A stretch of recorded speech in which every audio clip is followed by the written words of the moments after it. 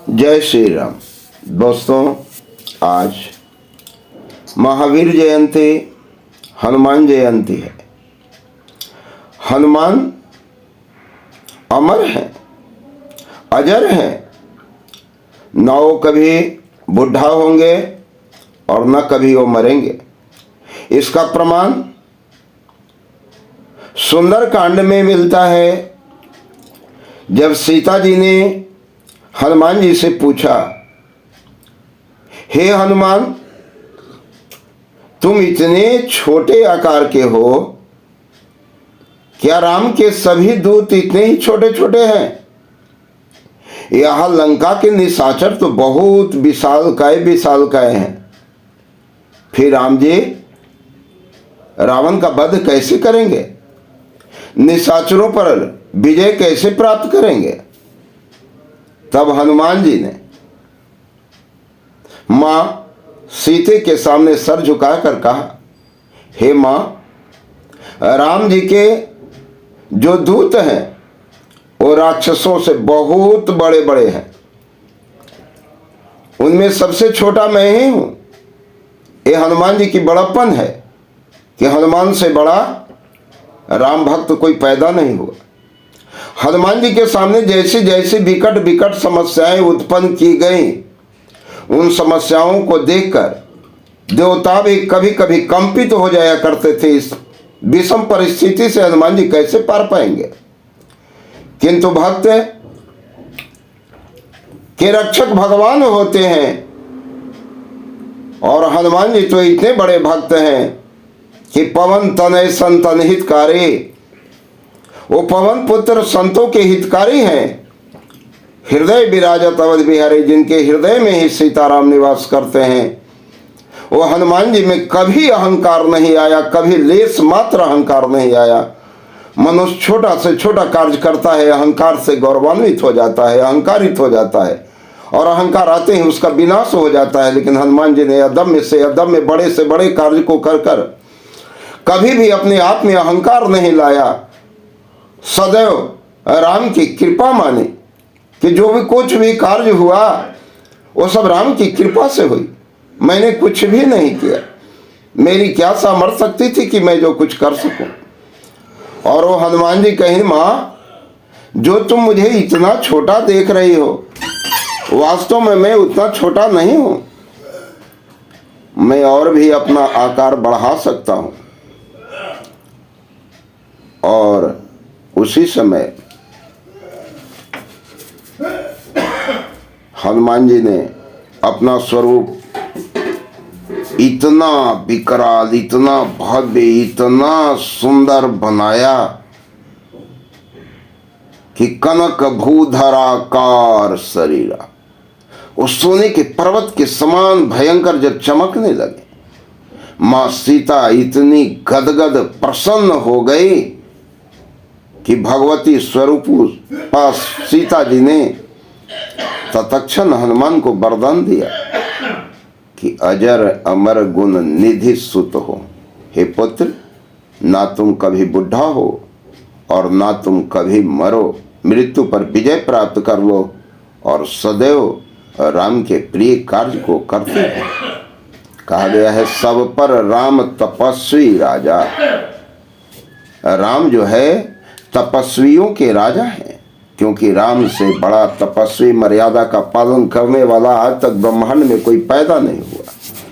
श्री राम का अवतार मर्यादा की स्थापना करने के लिए ही हुआ था, और वो मर्यादा पुरुषोत्तम श्री राम के जितने भी विकट कार्य थे, वे सारे विकट कार्य हनुमान जी ने ही किया। अतः हनुमान जी जब मरेंगे नहीं तो उनकी जयंती कैसे मनेगी?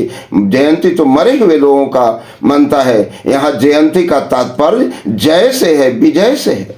जिन्होंने समस्त ब्रह्मांड के संघर्षों को, मुसीबतों को झेला, विकट परिस्थितियों का सामना किया, और भगवान का नाम लेकर जब अपनी बल और बुद्धि का परिचय दिया, तो समस्या में बंधे नहीं, बल्कि हनुमान जी उस समस्या से बाहर आ गए।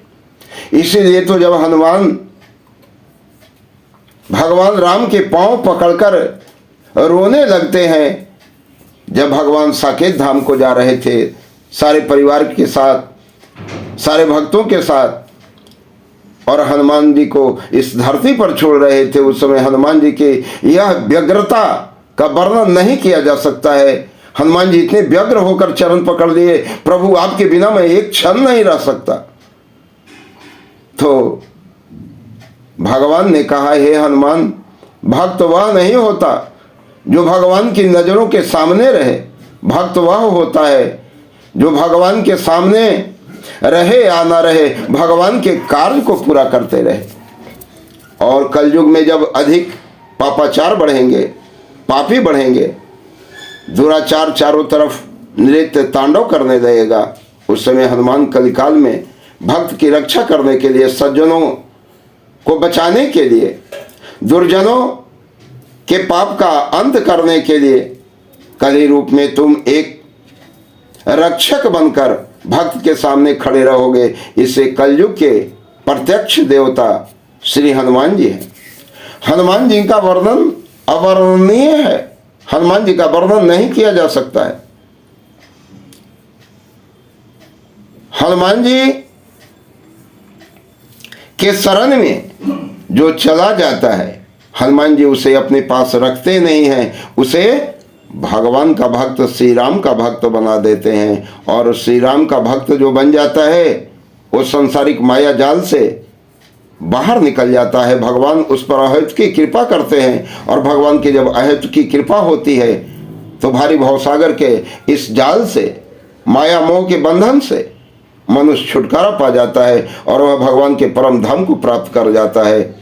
तो इस संसार में दैहिक दैविक भौतिक तापा राम में राज्य काहू नहीं व्यापा कहा जाता है, लेकिन उस राम में राज्य की स्थापना में हनुमान जी का अमूल्य योगदान रहा था। और आज भी अगर कोई राम राज्य स्थापित करना चाहता है तो उसे सत्य का झंडा गाड़ना होगा। तो सत्य का झंडा और कोई नहीं, सत्य के झंडा के रक्षक महावीर हनुमान जी हैं। हनुमान जी का झंडा जो गाड़ देगा और सत्य के पथ पर चलेगा, धर्म के पथ पर चलेगा, वो सदैव विजय को प्राप्त करेगा, उसके जीवन में कभी पराजय नहीं होगी। तो दोस्तों, आज जितने भी राम भक्त हैं, किसी प्रकार के भक्त हैं, और अगर भक्त नहीं हैं तो भक्त बनना पड़ेगा।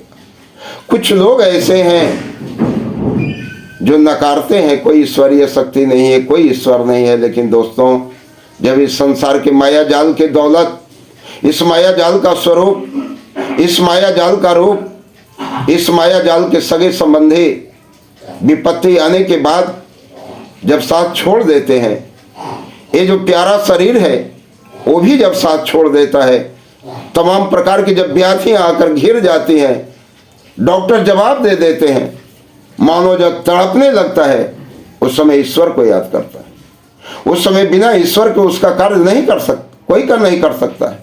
संसार के भाई भतीजा माता पिता ये सब मात्र दिखावे हैं, ये सब माया के जाल हैं, ये साथ देने वाले नहीं हैं। भौतिक जगत में तो ये साथ देते हैं, लेकिन आध्यात्मिक जगत का ऐसा द्वार है जहाँ भौतिक जगत के जितने भी साधन हैं वो सब के सब तुच्छ और बेकार जाहिर होते हैं। हीरो मोतियों से भरा हुआ घर भी अगर प्रेम नहीं हो, भक्ति नहीं हो, तो वह निर्जन और वीरान सा लगने लगता है। और सबरी की तरह अगर राम के लिए कुटिया बनाई गई हो जिसमें प्रेम रस भरा हुआ हो, तो राम उसके दरवाजे पर जूठे बैल खाने के लिए आ जाते हैं। यह प्रेम रूपी भक्ति के रक्षक हनुमान हैं। और जो भी भक्तगण, जो भी श्रद्धालु अपने जीवन, अपने समाज, अपने देश और संसार का कल्याण चाहते हैं, वो आज महावीर जयंती के अवसर पर इस वीडियो को प्रारंभ से अंत तक पूरी तरह से श्रवण ही नहीं करेंगे, बल्कि श्रवण करने के बाद इसे आगे प्रेषित करते जाएंगे, ताकि यह वाणी हमारी नहीं, यह सत्य की वाणी है, यह धर्म की वाणी है, यह हनुमान जी के ध्वजा के तले की वाणी है। अच्छा, जो भी लोग संसार का कल्याण चाहते हैं, जो सदाचारी हैं, जो विवेकी हैं, जो धैर्यवान हैं, वो इस एपिसोड को जरूर सुनेंगे और जन जन तक